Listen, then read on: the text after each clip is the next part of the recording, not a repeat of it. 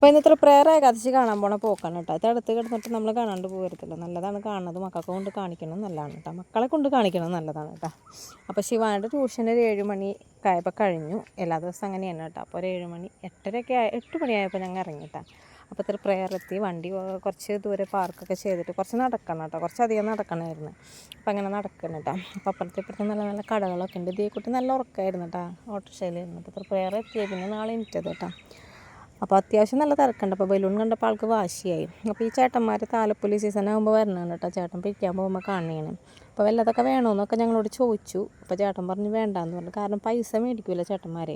തിരക്ക് കൂടിയപ്പോൾ ഞാൻ പറഞ്ഞു എനിക്ക് ശ്വാസം മുട്ടുന്നത് ഭയങ്കര തിരക്കല്ലേ, അപ്പോൾ സൈഡിലോട്ട് മാറി നിൽക്കാൻ പറഞ്ഞു കേട്ടോ. അതിന് മുമ്പ് ഒരു ചേട്ടനെ കണ്ട്, ചേട്ടൻ്റെ ബ്രണ്ടാണ് കേട്ടോ, മണിക്കോണടുത്ത ചേട്ടനാണ് കേട്ടോ.